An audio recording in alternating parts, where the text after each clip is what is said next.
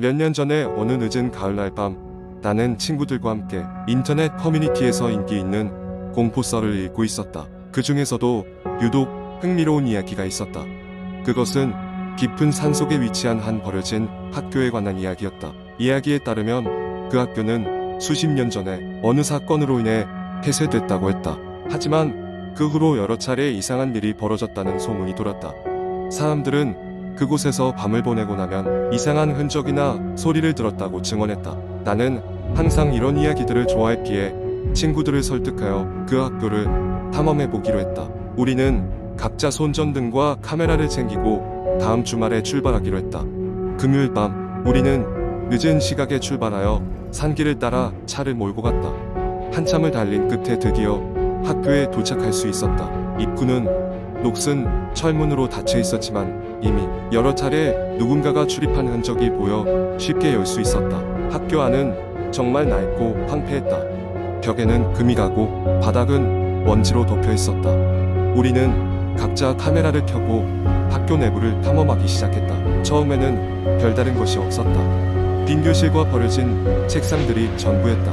그러나 시간이 지나면서 우리는 점점 더 깊이 들어가게 되었고 불안한 기운을 느끼기 시작했다. 어느 순간 친구 중 한 명이 갑자기 소리를 질렀다. 우리는 깜짝 놀라 그의 옆으로 다가갔다. 그가 가리키는 곳을 보니 오래된 공책이 하나 떨어져 있었다. 먼지가 잔뜩 덮여 있었지만 여전히 글씨가 보일 듯했다. 우리는 호기심에 공책을 집어들고 그 내용을 읽기 시작했다. 그것은 학교에 있었던 한 학생의 일기장이었다.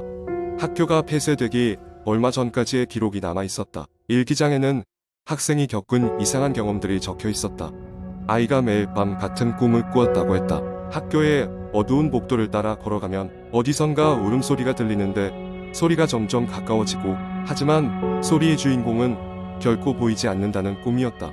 아이는 꿈속에서 두려움을 떨며 눈을 뜨면 항상 새벽 3시 33분이었다고 적혀 있었다. 우리는 점점 오싹한 기분이 들었다. 그러나 탐험을 멈출 수는 없었다. 다음 장소는 체육관이었다. 유리창은 깨져 있었고 나무 바닥은 삐걱거렸다. 한쪽 구석에는 오래된 라디오가 놓여 있었다. 갑자기 라디오가 스스로 켜지면서 잡음이 섞인 교향곡이 울려 퍼졌다. 우리는 놀라 도망가려고 했지만 그 순간 체육관 문이 바람도 는 상태에서 쿵 하고 닫혔다. 우리는 겁에 질려 문을 열려고 시도했지만 꿈쩍도 하지 않았다. 그때 친구 중 한 명이 손전등을 잃어버린 것을 깨달았다. 다시 찾으러 가야 했다. 우리는 떨리는 손으로 주위를 비춰보며 손전등을 찾기 시작했다. 그러다 문득 한 친구가 우리의 뒤를 가리켰다. 거기엔 이상하게 생긴 발자국이 나타나 있었다. 마치 사람의 발자국 같았지만 더 크고 어딘가 기형적으로 보였다. 우리는 공포에 질려 문에 달려들어 몇 번이고 밀어봤지만 여전히 열리지 않았다. 그러던 중 발자국이 하나둘 늘어나며 우리 쪽으로 다가오는 게 느껴졌다. 마침내 극도의 두려움 속에서 나는 작은 창문 하나를 발견했다. 우리는 창문을 통해 필사적으로 체육관을 빠져나왔고 학교를 벗어날 수 있었다. 그 사건 이후로 우리는 다시는 그 학교에 가지 않았다. 때때로 친구들과 다시 모여 그날의 이야기를 하며 농담을 주고받곤 했지만 솔직히 말해 그때의 기분은 결코 잊혀지지 않았다. 그리고 우리는 종종 물었다. 만약 그때 체육관에 그냥 남아 있었다면 어떻게 되었을까? 그 발자국의 주인은 정말 무엇이었을까? 대답은 알 수 없지만 그날의 공포는 늘 우리의 마음속에 살아있다. 두 번째 이야기. 어느 여름날 무더위가 한창 기승을 부리는 7월의 어느 밤이었다. 나는 한 인터넷 커뮤니티에서 흥미로운 이야기를 하나 발견했다. 그 쓴이는 몇 년 전 직접 겪었다는 기이한 경험을 상세히 적고 있었다. 그 이야기는 이렇다. 그날은 유난히 습하고 찝찝한 날이었다. 잦은 야근으로 스트레스가 극에 달해 있던 나는 잠시 머리를 식히기 위해 늦은 시간 집 근처 한적한 공원을 산책하기로 했다. 공원은 평소와 다르게 어딘가 으스스했고 가로등 불빛은 흐릿하게 깜박이며 어둠 속에 한참을 숨죽이고 있는 느낌마저 들었다. 걷다 보니 자연스럽게 발길이 향한 곳은 공원의 중심에 위치한 오래된 정자였다. 오래된 나무와 함께 자리한 그 정자는 사람들의 머릿속에 스며든 소문으로 인해 귀신 정자라는 별명을 갖고 있었다. 그곳에서 귀신을 보았다거나 괴상한 소리를 들었다는 여러 이야기들이 돌고 있었지만 나는 그런 헛소문을 믿지 않았다. 그날 밤 정자에 앉아 주변을 둘러보니 공원은 정막 속에 완전히 잠겨 있었다. 바람이 흔드는 나뭇잎 소리, 멀리서 들려오는 벌레들의 소리 외에는 아무것도 들리지 않았다. 하지만 갑자기 어디선가 흐느끼는 소리가 들리기 시작했다. 처음에는 귀를 의심했다. 바람이 만들어낸 환청일 수도 있겠다고 생각했다. 그렇지만 소리는 점점 가까워졌고 마치 내 바로 뒤에서 울리는 것처럼 명확해졌다. 돌아보니 공원이 원래 그러했듯 아무것도 없었다. 흥미로움이 조금씩 두려움으로 번져가고 있던 그때 정자의 기둥 뒤에서 누군가 갑자기 튀어나왔다. 심장이 멈출 듯 놀라서 주춤거렸지만 곧 그것이 한 할머니라는 것을 알아차렸다. 허리가 굽어 인상이 잘 보이지 않았지만 그녀는 검은 옷을 입고 있었다. 왜 여기 이렇게 늦게까지 있냐? 그녀가 낮은 목소리로 물었다. 갑자기 튀어나와 나를 놀라게 한 것에 대한 사과도 특별한 감정도 없는 무표정한 말투였다. 나는 얼떨결에 기계적으로 이렇게 답했다. 그냥 좀 걷고 싶어서요. 그녀는 내 말을 듣더니 천천히 고개를 끄덕였다. 그리고는 그 핏기 없는 얼굴로 나를 뚫어지게 쳐다보았다. 이유는 알 수 없었지만 그 시선에는 어떤 설명할 수 없는 냉기가 담겨 있었다. 나는 그녀와 눈을 마주치는 것이 불편했다. 그러자 할머니는 조용히 중얼거렸다. 조금만 더 조심했으면 좋았을걸. 의미를 알 수 없는 그 말에 등을 돌리고 나는 서둘러 그 자리를 벗어났다. 정자의 낮고 허름한 계단을 내려오는 도중 바람이 불면서 그녀의 중얼거림이 다시 한번 귓가에 울렸다. 하지만 아무리 귀를 기울여도 그저 낮은 속삭임처럼 들릴 뿐 정확한 의미를 알 수 없었다. 집에 돌아간 뒤 여전히 그 할머니의 모습과 말이 머릿속을 떠나지 않았다. 그날 밤은 좀처럼 잠들지 못했다. 뒤척이다 잠이 든 와중에도 꿈속에서 그 정자와 할머니가 나타났다. 꿈속의 할머니는 이번엔 뭔가를 간곡히 부탁하려는 듯 손을 내밀며 한탄하듯 속삭였다. 내용을 이해할 수 없다는 점에서 악몽이라고 느끼며 땀에 젖은 채 잠에서 깨어났다. 며칠 후 나는 그 공원에서 일어난 끔찍한 사고 소식을 전해 들었다. 공원을 지나가던 한 중년 남성이 심장마비로 같은 정자 근처에서 쓰러진 뒤 끝내 일어나지 못했다는 것이었다. 시신을 발견한 이는 공원 관리인이었고 그 역시 낯선 존재가 보였다고 전해 들었다 하니 그날 내가 봤던 할머니의 존재는 무엇이었을까 하는 생각이 들었다. 정자에 얽힌 귀신 이야기가 헛소문이라고 했던 나는 그날의 경험을 떠올리며 두려움에 사로잡혔다. 그 후로는 공원 근처에 가까이 가지 않았고 늦은 산책을 절대 하지 않았다. 그 경험을 인터넷에 공유하며 나와 비슷한 경험이 있는지 찾는 글을 남겼다. 하지만 무수한 댓글 속에서도 같은 경험을 했다는 사람은 찾을 수 없었다.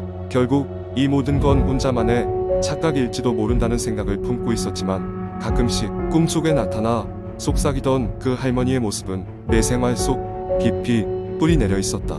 시간이 흐르면서도 잊힐 듯 잊히지 않는 그녀의 목소리와 그 불길한 예감은 어느 밤 문득 불현듯 나의 숨결을 쥐기 시작했다. 세 번째 이야기는 조용한 시골 마을에 준우라는 대학생이 사는 작은 집이 있었다. 그는 방학을 맞아 고향으로 돌아와 시간을 보내고 있었다. 마을은 작고 평화로웠지만 그만큼 지루함도 컸다. 그래서 준호는 마을의 오래된 전설에 대한 흥미를 느끼기 시작했다. 마을 외곽에는 버려진 오래된 저택이 하나 있었다. 그 저택은 50년 전 미스터리한 화재로 인해 가족이 사망한 이후로 아무도 살지 않는 곳이었다. 화재의 원인은 불분명했고 이로 인해 여러 무서운 소문들이 떠돌았다. 그 가족의 영혼이 아직도 저택에 남아 떠돈다는 이야기, 그리고 저택에 들어가는 이들은 온전한 정신으로 돌아오지 않는다는 등의 이야기였다. 호기심 많은 준호는 친구 2명과 함께 그 저택을 탐험해보기로 했다. 해가 진 늦은 저녁, 그들은 손전등 무장한 채 저택은 생각보다 더 거대하고 음울했다. 창문은 깨져 있었고 문은 녹슬어 있었다. 그들은 심호흡을 하고 천천히 문을 밀고 들어갔다. 안은 어둡고 침침했지만 그들의 손전등 불빛이 벽에 걸린 오래된 가족 사진을 비췄다. 그 사진 속 인물들은 생기 없는 눈으로 그들을 바라보는 것 같았다. 준호는 근골이 오싹해졌지만 애써 무시하며 더 깊은 곳으로 발걸음을 옮겼다. 얼마 지나지 않아 그들은 2층으로 이어지는 계단을 발견했다. 발걸음을 옮기자 계단이 삐걱거리며 끄르르 소리를 냈다. 2층은 더 차가웠고 기묘한 냄새가 났다. 그들이 손전등을 휘저어 방들을 살피기 시작했을 때 갑자기 뒤에서 문이 저절로 닫히는 소리가 났다. 모두가 깜짝 놀라 돌아보았지만 그곳엔 아무것도 없었다. 그들의 불안감은 커졌지만 호기심이 더 컸다. 그들은 저택의 가장 안쪽 방으로 들어갔다. 그 방에는 커다란 피아노가 있었다. 먼지가 수북이 쌓인 상태였지만 피아노 위엔 한 쪽지가 놓여 있었다. 쪽지에는 들리나요? 라는 글씨가 있었다. 그 순간 갑자기 피아노에서 단조로운 음계가 혼자서 연주되기 시작했다.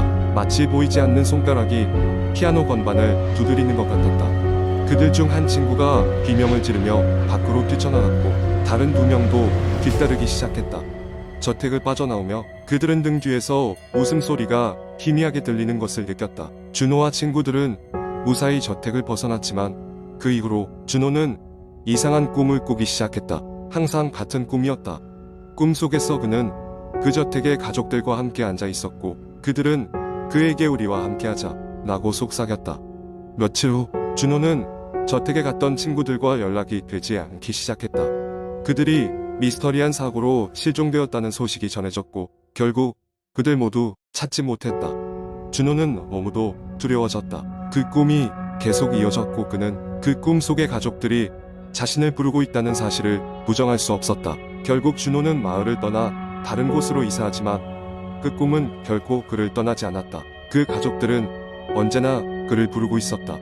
그리고 그는 두려운 진실을 마주하게 되었다. 정말로 그 저택에서 벗어난 것이 맞을까?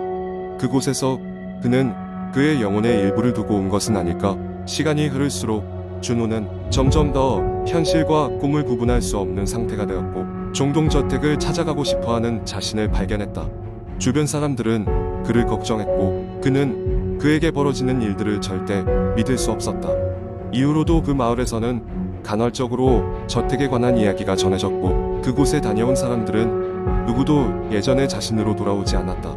그 가족의 저주는 여전히 저택과 마을을 뒤덮고 있었던 것이다.